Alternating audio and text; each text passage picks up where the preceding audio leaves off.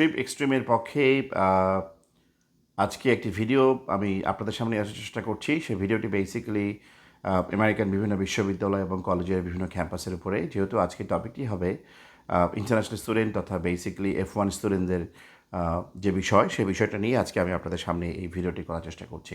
আশা করি ছোট্ট বন্ধুরা তোমরা অত্যন্ত মনোযোগ সহকারে ভিডিওটি শুনবে এবং দিন শেষে আমার মনে হয় এতে তোমাদের হয়তো সামান্য হলেও কিছুটা ধ্যান ধারণার পরিবর্তন আসবে, অথবা অবশ্যই একটি দেশে পড়াশোনা করতে যাওয়ার আগেই সেই দেশের সিস্টেমের সঙ্গে তুমি যে দেশ থেকে আসতেছো বা আসছো সেই দেশের সিস্টেমের পার্থক্য এবং সিমিলারিটি এগুলো জানাটা একটা খুবই ইম্পর্টেন্ট একটি ফ্যাক্টর বলে অন্তত আমি ব্যক্তিগতভাবে একজন সিনিয়র এডুকেশন কনসালটেন্ট হিসাবে মনে করি। তো আজকে তোমাদের সামনে যে বিষয়টা আমি আনতে চাচ্ছি সেটি হচ্ছে 7 ফ্যাক্টরস, যেটা কিনা একজন F1 ইন্টারন্যাশনাল স্টুডেন্ট হিসাবে ইউএসএ আসার আগে, যদি তুমি আইনগতভাবে অলরেডি ভিসা পেয়ে গেছো, অথবা তুমি সামনে আইনগতভাবে পাওয়ার চেষ্টা করছো, অথবা তোমার ভবিষ্যতে পরিকল্পনা রয়েছে, অথবা প্যারেন্টস এবং গার্জিয়ানসের ভিতরে যারা রয়েছেন তারা কিন্তু তাদের সন্তান ছেলে বা মেয়েকে হয়তো সামনে ভবিষ্যতে আপনি আপনার আমেরিকাতে পড়াশোনাতে করতে পাঠানোর জন্য আগ্রহী বা আপনার কোনো প্ল্যান আছে। আশা করি আজকের এই ভিডিওটি আপনাদেরকে হেল্প করবে। অত্যন্ত মনোযোগ সহকারে ভিডিওটি আশা করি দেখার চেষ্টা করবেন। অবশ্যই খুব অল্প সময়ের ভিতরে ভিডিওগুলো করা, এই ধরনের ইনফরমেটিভ ভিডিও আসলে করা যায় না, এটা তো কোনো শর্টস না। তো আমি চেষ্টা করব যত কম সময়ের ভিতরে আপনাদের সামনে এই 7টি পয়েন্ট আসলে হাইলাইট করা যায়। তো ফার্স্ট যে পয়েন্টটি আমি আপনাদের সামনে আনতে চাচ্ছি সেটি হচ্ছে আমেরিকাতে এরা সার্টিফিকেশনসকে ডিপ্লোমা বলে।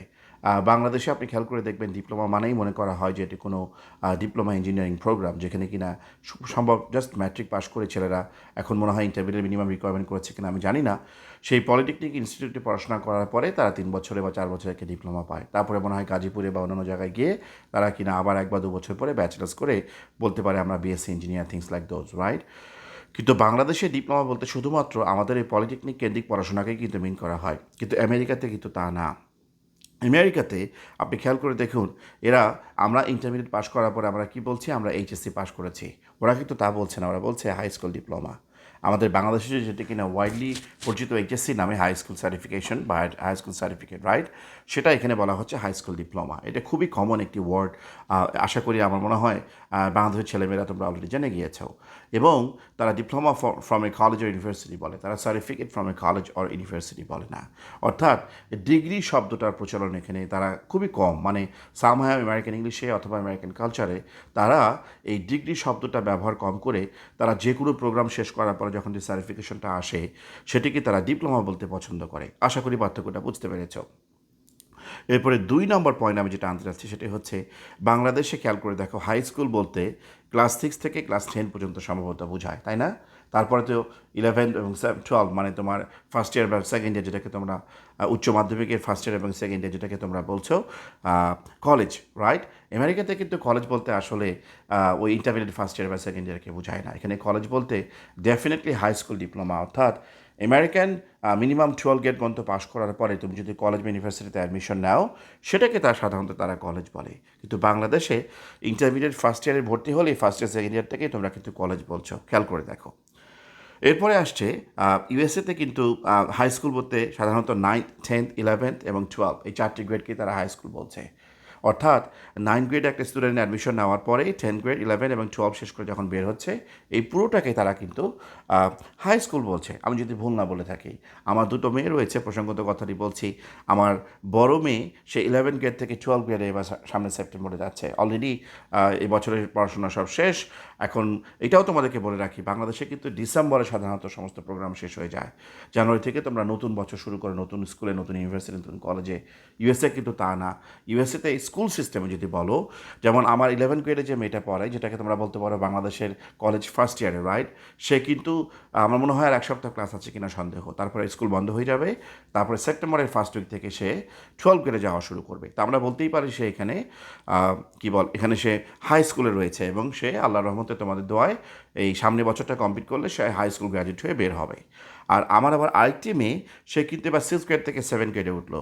অর্থাৎ খেয়াল করে দেখো, সেই 6 গ্রেড যেটা ছিল সেটা হচ্ছে 4, 5 এবং 6 যে স্কুলে গিয়েছিল সেটাকে বলা হচ্ছে এলিমেন্টারি স্কুল, এবং এলিমেন্টারি থেকে সে এখন 7th এবং 8th গ্রেডের জন্য আমি যদি ভুল না বলি সম্ভবত জুনিয়র হাই বলে, অথবা আমি এখানে কারেকশন করে দেবো পরে আমার মেয়ের কাছ থেকে শুনে। আমাদেরও অনেক কিছু শেখার আছে, কারণ আমি বেসিক্যালি বাংলাদেশে ইন্টারমিডিয়েট পড়াশোনা করার পরেই আমি বাইরে আসি, আজ থেকে 30 বছর আগে। কাজে ইউএসএ থেকে আমার হাই স্কুল ডিপ্লোমা করা নেই।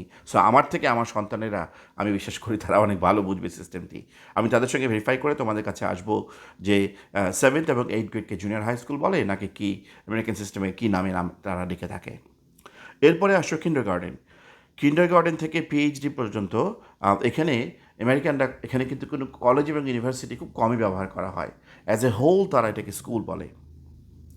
অর্থাৎ কিন্ডারগার্টেন থেকে শুরু করে পিএইচডি পর্যন্ত, মানে বুঝতে পারছো, মানে সাধারণত কেউ যদি এখানে ডাক্তারি পড়ার জন্য অ্যাট ওয়ান পয়েন্ট মেডিকেল স্কুলে যায়, ওয়ান সেকেন্ড সেটাকে মেড স্কুল বলছে তারা সংক্ষেপে। ওই যে বললাম অ্যাক্রোনিম পছন্দ করে, ইঞ্জিনিয়ারিং হলে সেটাকে বলছে তারা ইঞ্জিনিয়ারিং স্কুল।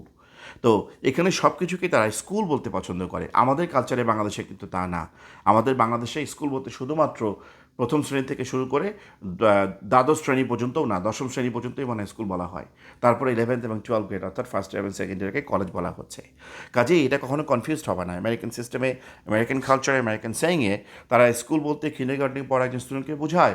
আবার পিএইচডি প্রোগ্রামে যিনি কিনা পড়াশোনা করে পিএইচডি কমপ্লিট করবেন, তিনিও বলে থাকতে পারেন সেটা হচ্ছে আমি আগারিগোর স্কুল ছেলে, বিকজ আমার প্রফেসরের সঙ্গে দেখা করতে হবে, রিসার্চ নিয়ে কথা আছে, থিংস লাইক দোজ। তো এই যে পার্থক্যটা, বাংলাদেশে স্কুল বলতে একটা সার্টেন সময়কে বোঝানো হচ্ছে, আমেরিকাতে স্কুল বলতে টপ টু বটম যে কোনো এডুকেশনাল ইনস্টিটিউশনকে এখানে তারা স্কুল বলছে। এরপরে আসো, বাংলাদেশে পড়াশোনার ক্ষেত্রে তোমরা কী করো? ইন্টারমিডিয়েট পাশ করার পরে অনার্সে ভর্তি হও, যেটা সাধারণত 3 বছর ছিল, এখন মনে হয় 4 বছর হয়েছে। এরপরে মাস্টার্স প্রোগ্রাম, যেটা সাধারণত তোমাদের 1 থেকে 2 বছর লাগে। তারপরে তোমরা এমফিল বা পিএইচডি, এমফিল সম্ভবত 3 বছর, আর পিএইচডি মনে হয় 5 বছরের প্রোগ্রাম, রাইট? তার মধ্যে আবার থট, আবার রিসার্চ, এ ধরনের পার্থক্য রয়েছে। কে কীভাবে পিএইচডি করবে আমি যদি ভুল না বলি, তোমরা ঠিক করে দিবা দয়া করে, কারণ আমি তো বাংলাদেশে অনেক বছর ধরে থাকি না। আমি যদিও যাওয়া আসা করি, তারপরেও তোমরা ভুল হলে ঠিক করে দিবে। এরপরে আসছে হচ্ছে ইউএসএতে সাধারণত তারা কি বলছে, ব্যাচেলার্স প্রোগ্রাম, যেটা তোমরা বাংলাদেশে অনার্স বলছো। বাংলাদেশেও এখন তোমরা অনার্স ব্যাচেলার্স বলো, সেটা যে বলো না তা না, বাট আমি জাস্ট বলছি তাদের ধরনটা।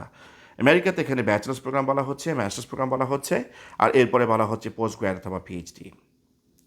এই ব্যাচেলার্স প্রোগ্রামকে এখানে আবার আন্ডারগ্র্যাড নামে ডাকা হয়। আন্ডার গ্র্যাজুয়েট প্রোগ্রামকে আন্ডারগ্র্যাড সংক্ষেপে আবার ওই যে অ্যাক্রোনিম পছন্দ করে আন্ডারগ্র্যাড বলতে পছন্দ করে। এরপরে আসছে হচ্ছে মাস্টার্স। এই মাস্টার্সকে তারা আবার গ্র্যাজুয়েট প্রোগ্রাম বা গ্র্যাজুয়েট প্রোগ্রাম, যেটাকে তারা গ্র্যাড স্কুল বলছে। সংক্ষেপে সাধারণত তারা কি বলে যে আমার ছেলে আন্ডারগ্র্যাড শেষ করেছে, এখন গ্র্যাড স্কুলে যাবে। অর্থাৎ বোঝার জন্য, আমার ছেলে সে ব্যাচেলার্স প্রোগ্রাম শেষ করেছে, এখন মাস্টার্স প্রোগ্রামে যাবে। এই হচ্ছে আমেরিকান সেইংগুলো। আর বাংলাদেশে সাধারণত তোমরা অনার্স, মাস্টার্স এবং এমফিল বা পিএইচডি বলছো, রাইট? এখন বাংলাদেশেও কিন্তু ওয়ান সেকেন্ড ব্যাচেলার্স, মাস্টার্স এবং আন্ডারগ্রেড এবং গ্র্যাড স্কুল বলো বা বলে থাকছো তোমরা, আমি বলছি না বলো না। বাট আমেরিকাতে সাধারণত ব্যাচেলার্স প্রোগ্রামকে অনার্স নামে কখনোই ডাকতে আমি দেখি নাই। তুমি যদি এখানে বলো আমি এখানে অনার্সে অ্যাডমিশন নিয়েছি, আমেরিকানরা কেউ বুঝবে কি না আমার সন্দেহ, কারণ তারা কখনোই, এইটা আমার মনে হয় তাদের মাথায় আসবে না যে ব্যাচেলার্স বা আন্ডারগ্রেড প্রোগ্রামকে তুমি অনার্স নামে রেফার করছো। এটা খুব সম্ভব ব্রিটিশ উপনিবেশিক ব্রিটিশ সিস্টেম থেকে এসছে। কাজে ইউরোপ এবং এশিয়া খেয়াল করে দেখবা সেম ল্যান্ড কিন্তু ঘুরে ফিরে। দেয়ারফর ওদের কালচার, খাওয়া দাওয়া, চলাফেরা সব কিছুর ভিতরে এশিয়ান এবং ইউরোপিয়ান স্টাইলের ভিতরে কিন্তু মিল রয়েছে, সিমিলারিটি রয়েছে। এডুকেশনাল সিস্টেমের ভিতরেও কিন্তু সামঞ্জস্য রয়েছে। এবং আমি আমি আমি আমি যেটা বিশ্বাস করি, বাংলাদেশ থেকে কেউ যদি মনে করে গাড়ি চালিয়ে বা মোটরসাইকেল চালিয়ে পায়ে হেঁটে নাই বললাম সেই লন্ডন পর্যন্ত পৌঁছাবে, আমার মনে হয় এটা সম্ভব, হয়তো বা 1 মাসে আসবে। তোমরা ইউটিউবে ভিডিওগুলো দেখে নেবে, অনেকে ট্রাভেলিং করে। এটার অর্থ হচ্ছে ইউরোপ এবং এশিয়া সেম ল্যান্ড হওয়ার কারণে, সেন্ট্রাল এশিয়াতে কানেক্টেড হওয়ার কারণে খাওয়া, চলাফেরা, রীতিনীতি, পড়াশোনা সব কিছুর ভিতরে ম্যাচিং রয়েছে। আর তুমি যদি নর্থ আমেরিকার কথা বলো, আটলান্টিকের ওপরে বা 7 সমুদ্র 13 নদীর পার যেটা তোমরা বলছো, সেই ক্ষেত্রে বলে থাকো অনেকে, রাইট? অনেক দূরে তো, সেক্ষেত্রে নর্থ আমেরিকায় বলতে দেখো Canada, USA and Mexico, right? বা মেহিকো বলে স্প্যানিশ শব্দে।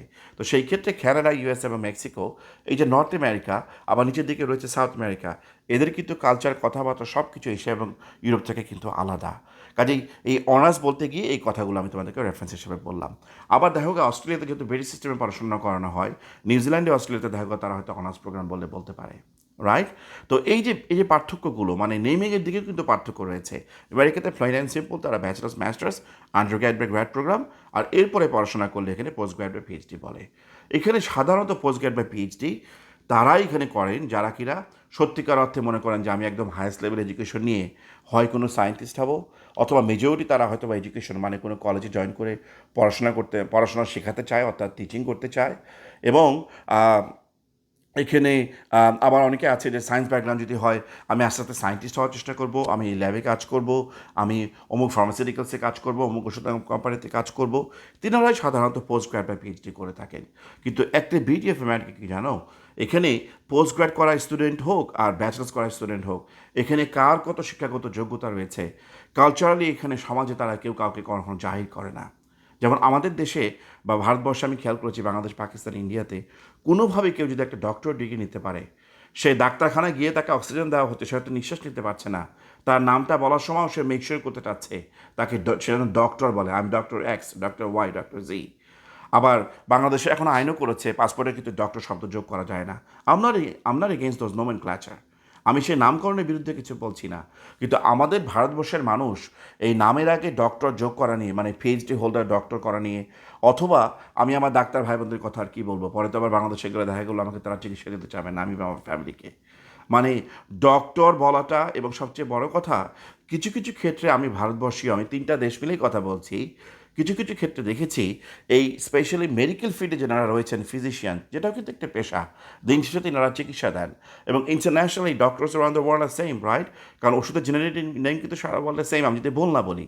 কিন্তু সামহাও কিছু কিছু ডক্টরকে খেয়াল করা গিয়েছে ভারতবর্ষে, আমি প্রায় যখন দেশে বেড়াতে যাই দেখেছি, তারা, আমি জানি না কী কারণে, তারা হয়তো নিজেকে অন্য গ্রহের কিছু মনে করেন কিনা সন্দেহ। মানে তাদের চলাফেরা, কথাবার্তা, আরে ভাই, আপনি তো লেখাপড়া শিখে ডক্টর হয়েছেন কমিউনিটিকে সেবা দেওয়ার জন্য। আর মেজরিটি যারা কিনা পাবলিক মেডিকেল স্কুল থেকে বাংলাদেশ, ইন্ডিয়া, পাকিস্তানে পড়াশোনা করেছে, তারা কি সত্যিকার অর্থেই 9 টাকা হল ভাড়া আর 13 টাকায় ওই ডাল ফ্রি গলা পর্যন্ত খেয়ে, এক বাটি তরকারির ভাত হোস্টেলের খাওয়া খেয়েই কি আপনারা লেখাপড়া করেছেন না? এবং আপনাদের পিছনে ডেফিনেটলি বাংলাদেশ, ইন্ডিয়া, পাকিস্তানের গভর্নমেন্টের লক্ষ লক্ষ টাকা কি ব্যয় হয়েছে না ওই 5 বছরের ইন্টার্নশিপ সহ একটা এমবিবিএস ডিগ্রি দেওয়ার জন্য? এই পয়সাটা কোত্থেকে আসলে? জনগণের পয়সা। আমার কথা শুনে আপনাদের খারাপ লাগতে পারে, তাহলে ট্যাক্স পেয়ারের পয়সা, জনগণের পয়সা, প্রবাসীদের পয়সা, আমার গার্মেন্টসের বন্ধের কাপড় বিক্রি করা পয়সা, এই পয়সাগুলো দিয়েই তো আপনাদেরকে ডাক্তার বানানো হয়েছে। কী জন্য? আপনারা মানব সেবা করবেন। তার মধ্যে অবশ্যই অনেক ফ্যান্টাস্টিক ডক্টর রয়েছে, অনেক বাংলাদেশি ডক্টর রয়েছে যারা আমেরিকাতে এসে আমেরিকান সিস্টেমে ইউএসএমএলই কমপ্লিট করে সমস্ত ফর্মালিটির রূপও শেষ করে এখানে ডক্টরস ফিল্ডে তারা অনেক ভালো করছে। অনেক ইন্ডিয়ান ডক্টর রয়েছে, অনেক পাকিস্তানি ডক্টর রয়েছে। এই নিউ জার্সির টপ 5 কিডনি ডক্টরের ভিতরে একজন পাকিস্তানি ডক্টর, নাম নাহি তার নাই বললাম, এটা আমার আমার ওপিনিয়নে। কিন্তু সেম ওই বাংলাদেশ, পাকিস্তান, ইন্ডিয়ান ডক্টর যখন আমেরিকাতে এসে তারা লুপহোলসগুলো ক্রস করে সমস্ত ফর্মালিটি শেষ করে যখন তারা এখানে ডক্টর হিসেবে পেশেন্ট দেখছেন, প্রথম 2-1 বছর তাদের ভিতরে হয়তো সেই মানসিকতা কাজ করতে পারে, আর আলটিমেটলি তারা বুঝে যান যে আমেরিকান পেশেন্টকে ট্রিট করতে গেলে আমেরিকান ওয়েতে করতে হবে। অর্থাৎ আমাদের ভারতবর্ষীয় কালচারে পেশেন্টটা ডাক্তারকে কতবার স্যার বলবে, ডাক্তাররা সেটা কিন্তু খেয়াল করে, আমি দেখেছি। এবং স্যার বলার ভিতরে যদি কম বেশি হয়, কেউ যদি স্যার না বলে ম্যাম বলে, অথবা সবচেয়ে বড় কথা, কাউকে যদি আবার আপনি ভাই করে বলেন বা ছোটো ভাই করে বলেন, তিনারা মাইন্ড করেন। আপনি আমাকে স্যার ডাকেন, স্যার তো একটা সম্বোধন, জনাব, আপনাকে সম্মান করা। আপনি তো জোর করতে পারেন না অ্যাজ এ পেশেন্ট।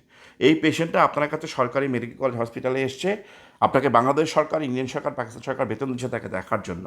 আপনি উল্টা পেশেন্টকে স্যার বলা নিয়ে ব্যস্ত থাকবেন, কারণ আপনার দায়িত্ব রুগীটাকে দেখা। এই জন্য you are getting paid for that.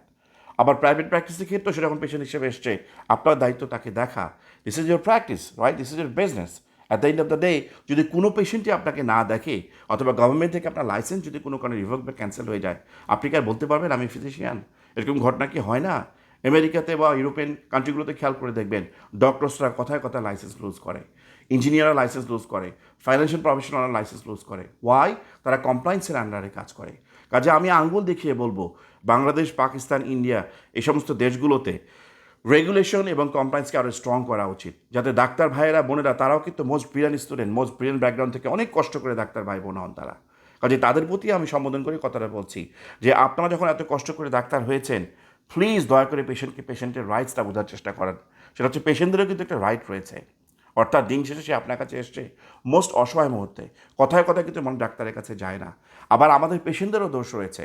বাংলাদেশে স্পেশালি খেয়াল করেছি, রুগী মারা গেলে আপনারা ডাক্তারকে ভুল বুঝেন কেন? ডাক্তার তো কাউকে হায়াত দিতে পারবে না, তার যতটুকু হায়াত ছিল সে তো মারাই গিয়েছে। আপনারা শুধু দেখেন ডাক্তাররা তার চেষ্টা শেষ মতো করেছে কিনা, নার্সরা ঠিক মতো করেছে কিনা। যদি ডক্টরস, নার্সেস, আমি যতটুকু জানি তেনারা শপথ নিয়ে এই ফিল্ডে আসেন যে একটা রুগীর শেষ পর্যন্ত তারা চেষ্টা করবেন, এবং আমি বিশ্বাস করি তারা করে, doctors around the world, not only in Bangladesh but also everywhere. এটাই তাদের পেশা এবং নেশা, এই জন্য তারা ডাক্তার হয়েছেন। বাট মুষ্টিমেয় কয়েকজনের জন্য পুরো প্রফেশনকে আপনারা ভাই খারাপ বলবেন এবং তাদেরকে নিয়ে আপনারা বিভিন্ন ধরনের শব্দ উচ্চারণ করে কষাই। আবার এদিকে একজন মিস্টার মাসুদ নামে এক ভদ্রলোক রয়েছে, যাকে কিনা আন্ডা মাসুদ অনেকে বলে। উনি আবার নিজেকে সকল সাংবাদিকও দাবি করেন। আহ, আহ, মানে বহুরূপী মানুষগুলো আর কি, তাদের মধ্যে একজন বলা যায়, আপনারা সবাই চিনতে পারছেন, নাম ধরেই বললাম। তিনি তো রীতিমতো আমাদেরকে চামার সম্বোধন করেছেন। তাহলে ওনার যখন অসুস্থতা হবে উনি কি ডাক্তারখানা যাবেন না? সে ডাক্তার যদি ওনাকে চিকিৎসা না দিয়ে যদি বলে আমরা কেন সেও, উনি তখন কী করবেন? ওয়েল, সেটাও একটা ফ্যাক্টর। অ্যাজ এ পেশেন্ট তার রাইট রয়েছে ডাক্তারখানা গিয়ে আপনার চিকিৎসাটা নেওয়া, কিন্তু কতটুকু মানসিকভাবে আপনি হেল্পফুল ফিল করবেন অ্যাজ এ ডক্টর, সেটা তখনকার বিষয়। এটা বাংলাদেশের ক্ষেত্রে বা ইন্ডিয়া পাকিস্তানে হলে হতে পারে, কিন্তু এখানে তো সেটা সম্ভব না। অর্থাৎ আপনি আপনার মনে রাখতে পেশেন্টের উপর জানতে পারেন না, কোনো পেশেন্টেই সেটা সম্ভব না। তাহলে এই যে ডক্টরস এবং পেশেন্টের ক্লাসটা, এই ক্লাসটা আমি মনে করি আমাদের থার্ড ওয়ার্ল্ড কান্ট্রিগুলোতে, আমি থার্ড ওয়ার্ল্ড বলে ছোটো করতে যাচ্ছি না, অনেক বেশি। কারণ আমরা সামাজিকভাবে তাদেরকে অনেক মাথায় তুলে রাখি, তিনারাও মাথায় তুলে থাকতে পছন্দ করেন। আবার ফার্মাসিউটিক্যাল কোম্পানিগুলো ওনাদেরকে ফ্রি গাড়ি বাড়ি সব কিছু দিয়ে ভরায় রাখেন। মাঝখানে পেশেন্টরা কিন্তু নবশূদ্র হয়ে থাকে, অর্থাৎ পেশেন্টরা প্রপার চিকিৎসাটা সেই কান্ট্রিগুলোতে পাচ্ছে না। কাজে আমি মনে করি আমাদের ভারতবর্ষ, বাংলাদেশ, পাকিস্তান, ইন্ডিয়ার মতো দেশগুলোর American medical system, European medical সিস্টেমগুলো ফলো করা উচিত। করে ডক্টরস অ্যান্ড পেশেন্টসের মাঝখানে যে একটা ফারাক, একটা সিলিং, এইটাকে এই যে একটা আইসেট একটা দেওয়াল তৈরি হয়েছে, এই দেওয়ালটাকে আমাদের ভাঙা উচিত। এই জন্য ডাক্তার সমাজকেও আগিয়ে আসতে হবে, আমাদের পেশেন্টদেরকেও আগিয়ে আসতে হবে। দিন শেষে মনে রাখবেন আমরা সবাই সবার পরিপূরক, একে অপরের উপর নির্ভরশীল। অনেক বেশি জ্ঞান দিয়ে ফেলাম আমি বিশ্বাস করছি। তো যাই হোক, এরপরে যেটা হয় ইউএসএতে, 5 নম্বর পয়েন্ট হচ্ছে ইউএসএতে পড়াশোনার ক্ষেত্রে আপনার এখানে যে 4টা বছর, সেই 4 বছরে সাধারণত যদি আপনি ব্যাচেলার্স প্রোগ্রামে আপনি ভর্তি হন বা আপনার ছেলে ভর্তি হয়, first year, second year, third year, fourth year, আপনি বাংলাদেশে বলছেন এই তো। আমেরিকাতে ব্যাচেলার্স প্রোগ্রামে ফার্স্ট ইয়ারকে বলা হচ্ছে ফ্রেশম্যান, সেকেন্ড ইয়ারকে বলা হচ্ছে আপনার সফটমোর, থার্ড ইয়ারকে বলা হচ্ছে জুনিয়র, আর ফোর্থ ইয়ারকে বলা হচ্ছে সিনিয়র। খেয়াল করে দেখেন, আমি আবার বলছি, first year of any undergrad প্রোগ্রামকে বলা হচ্ছে ফ্রেশম্যান, সেকেন্ড ইয়ারকে বলা হচ্ছে সফটমোর, থার্ড ইয়ারকে বলা হচ্ছে জুনিয়র, আর ফোর্থ ইয়ারকে বলা হচ্ছে সিনিয়র। আর বাংলাদেশে সেখানে আপনারা বলছেন first year, second year, third year. 90s পর্যন্ত বাংলাদেশে অনার্স প্রোগ্রাম 3 বছরেরই ছিল, এখন এটা ম্যাক্সিমাম জায়গায় 4 ইয়ার্স হয়ে গিয়েছে, এমনকি জাতীয় বিশ্ববিদ্যালয়ের আন্ডারেও আমি বিশ্বাস করি। এরপরে বাংলাদেশে দেখুন, এক ইউনিভার্সিটি বা কলেজে সব কিছু যে বিল্ডিংয়ে হ্যান্ডেল করে সেটাকে আমরা অ্যাডমিনিস্ট্রেশন বিল্ডিং বলি, রাইট, বা অ্যাডমিন বিল্ডিং বলি। যেমন রাজশাহী বিশ্ববিদ্যালয় সেই প্যারিস রোডের পাশে হেঁটে আসলেই যে সুন্দর বিল্ডিংটা, আইকনিক একটা রাশিয়ান লুকিং বিল্ডিং, কারণ ওই যে ওয়ান সেকেন্ড ইউরোপ এবং এশিয়ার ভিতরে মিল রয়েছে, খুবই আইকনিক একটি বিল্ডিং, ওটাকে অ্যাডমিনিস্ট্রেশন বিল্ডিং বলা হয়। স্টুডেন্টরা, আমি জানি আপনারা ওখানে গিয়ে আপনাদের যত কাজ রয়েছে সেখানে গিয়ে করে আসেন, সার্টিফিকেট নেওয়া, এটা করা ওটা করা, টিউশন ফি, যে কোনো বিষয়ে ক্লাস চেঞ্জ করা, অ্যাডমিনিস্ট্রেশনের যত কাজ রয়েছে আপনারা সেখানে গিয়ে করেন। ইউএসএ যে কোনো ইউনিভার্সিটি বা কলেজ ক্যাম্পাসে বিভিন্ন নাম থাকে বোঝার জন্য। যেমন অ্যাডমিশনস যে অংশটা হ্যান্ডেল করে এই বিল্ডিংগুলোর ভিতরে, এই সেম ইউএসএ তো যদি আপনি বলেন অ্যাডমিনিস্ট্রেশন বিল্ডিং, বাট ওটার আবার ভাগ ভাগ থাকে। অ্যাডমিশনস যে জায়গায় হ্যান্ডেল করে সেটাকে বলা হচ্ছে অ্যাডমিশনস অফিস। আর যেখানে কিনা আপনার টিউশন ফি পে করা, স্কলারশিপ যারা হ্যান্ডেল করে, তারপর ওয়ার্ক স্টাডি প্রোগ্রাম, যে আপনি কাজ করবেন বিনিময়ে পয়সা পাবেন, কিন্তু সেই পয়সাটা আপনাকে ক্যাশ না দিয়ে আপনার টিউশন ফি থেকে কমে আসবে, সেটা লোকাল স্টুডেন্ট হিসেবে হোক, ইন্টারন্যাশনাল স্টুডেন্ট হিসেবে হোক, প্রত্যেকের ক্ষেত্রে যারা বা নিজস্ব আইন রয়েছে। এটা সম্পূর্ণ ইউনিভার্সিটি বুঝে শুটে নিশ্চয়ই আপনাকে হয় এলিজিবল করবে অথবা এলিজিবল করবে না, হয় বলবে আপনি করতে পারবেন বা করতে পারবেন না। যেটাই হোক, এই ধরনের বিষয় যেগুলো ডিল করে, পয়সাপাতির যে বিষয়টা ডিল করে যে বিল্ডিংটা, তাকে এখানে বলা হয় বার্সার্স অফিস। অর্থাৎ যারা financial aid, scholarship, tuition fee, work study, grant program, এগুলো সাধারণত হ্যান্ডেল করে। এরপর আসছে হাউজিং অফিস। হাউজিং একটা বিশাল ফ্যাক্টর। অর্থাৎ একটা স্টুডেন্ট ভর্তি হওয়ার পরে, ছোটো বন্ধুরা তোমরা কোথায় থাকবে, এই বিষয়টা সাধারণত হাউজিং অফিস থেকে ইন্টারন্যাশনাল স্টুডেন্টদের ক্ষেত্রে চোখ বন্ধ করে হেল্প করে। আমি যখন 1996-এ দ্য আমেরিকান ইউনিভার্সিটি প্যারিসে পড়তে আসি, আমার হাউজিং অফিস অলমোস্ট 15 days তারা হার্ড ওয়ার্ক করে আমাকে একটা হাউজিং জোগাড় করে দিয়েছিল, আমার মনে আছে। And I would like to thank them, because without তাদের এই হেল্প ছাড়া আমার আসলে কঠিন হয়ে যাচ্ছিলো। আমি কতদিন ওদের যে একটা ফাউন্ডেশন প্রোগ্রামের বিল্ডিং ছিল সেখানে ছিলাম, এবং ক্যাম্পাস থেকে বেশ দূরেই ছিল, সেটা আমার মনে পড়ে। এরপরে আসে স্টুডেন্ট সার্ভিসেস অথবা এমপ্লয়মেন্ট অফিসেস। স্টুডেন্ট সার্ভিসেস অথবা এমপ্লয়মেন্ট অফিসেস সাধারণত পাশাপাশি হয়, অথবা এমপ্লয়মেন্ট অফিস স্টুডেন্ট সার্ভিসের ভিতরেও একটা অংশ হতে পারে। এটা ডিপেন্ড করে কোন কলেজ, কোন ইউনিভার্সিটি। এরা সাধারণত স্টুডেন্টের যত বিষয় রয়েছে সেগুলো হ্যান্ডেল করে। এবং এমপ্লয়মেন্টের যে বিষয়টা সেখানে আমি ক্লিয়ার করে বলে রাখছি, লোকাল যারা স্টুডেন্ট, আমেরিকান লোকাল স্টুডেন্ট বলতে যারা American citizen, American green card holder, অথবা অন্য কোনো লিগাল স্ট্যাটাস রয়েছে, লিগাল স্ট্যাটাস নিয়ে যারা রয়েছে, তাদের বিষয় আর তোমাদের F1দের বিষয় কিন্তু এক না। তোমাদের F1দের ক্ষেত্রে একমাত্র ডিএইচএস যদি অ্যাপ্রুভাল দিয়ে থাকে, ইউএসসিআই যদি অ্যাপ্রুভাল দিয়ে থাকে, এবং তোমাদের প্রতিটি কলেজে আর ইউনিভার্সিটিতে তোমরা যারা F1-এ পড়তে আসবে তোমাদের একজন ডিএসও থাকে। ডিএসও মানে হচ্ছে ডেজিগনেটেড স্কুল অফিসিয়াল, যে তোমার F1-এর সমস্ত বিষয়গুলো হ্যান্ডেল করে। তার সঙ্গে তোমাকে যোগাযোগ করতে হবে যে আমি কি 20 আওয়ার্স অন ক্যাম্পাস কাজ করতে পারবো কি না, এবং তার জন্য পেমেন্ট পেলেও সে পেমেন্টটা তোমরা কীভাবে দিবে, এই বিষয়গুলো তোমাকে তার সেখানে গিয়ে যোগাযোগ করতে হবে। আরেকটি খুবই ইম্পর্টেন্ট বিষয় হচ্ছে SGA, স্টুডেন্ট গভর্নমেন্ট অ্যাসোসিয়েশন। আমি রীতিমতো দেখেছি স্টুডেন্টরা যারা কিনা এগুলোতে পার্টিসিপেট করে তারা ইলেকশনের আগে চিপস নিয়ে, ড্রিঙ্কস নিয়ে, অর্থাৎ 7-আপ, পেপসি, কোক এগুলো নিয়ে, সোডা নিয়ে বসে থাকে। আবার খেয়াল করো, 7-আপ, পেপসি, কোক আমরা বলছি বেঙ্গালি ওয়েতে, আমেরিকানরা সোডা বলে, তোমরা জানো। সোডা নিয়ে বসে থাকে এবং ইলেকশনের মাধ্যমে যে নির্বাচিত হয় প্রেসিডেন্ট, তাকে কিন্তু খুব সম্মান করা হয় যে স্টুডেন্ট গভর্নমেন্ট অ্যাসোসিয়েশনের একজন সে প্রেসিডেন্ট। এবং ট্রাস্ট মি, সে যখন তার রেজিউমিতে এটা লিখবে, অবভিয়াসলি আর 10জন স্টুডেন্ট থেকে সে কিন্তু হি স্ট্যান্ডস অ্যালোন, রাইট, যে সে তার ভিতরে লিডারশিপ রয়েছে।